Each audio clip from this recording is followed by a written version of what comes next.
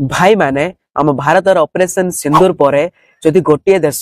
सबुठार अधिक डरिकी अच्छी ताहा पाकिस्तान नहीं से देश हूँ चीन। पाकिस्तान रा तो हालत बहुत खराब हो सारानी किंतु चीन एबे बहुत डरिकी अच्छी भारत को कौन पाई ना सबु बेले भारत विरुद्ध रे पाकिस्तान को चीन निजर टेक्नोलोजी ऑफ मिसाइल आउ एयरक्राफ्ट को दे सपोर्ट करी आसुला जहा को कि नहीं पाकिस्तान आम इंडिया ऊपर अटैक करथुला किंतु आम भारत एही टेक्नोलोजी को बहुत सहज डैमेज कर देथिला। आ प्रथम थर पे भारत हाथ में पाकिस्तान पठाई थिबा चीन रो air to air PSL missile हाथ में लगी मिसाइल को भारत बहुत सहज डैमेज कर देथिला। आ घटना पर चीन रो मिसाइल टेक्नोलोजी सारा विश्व रे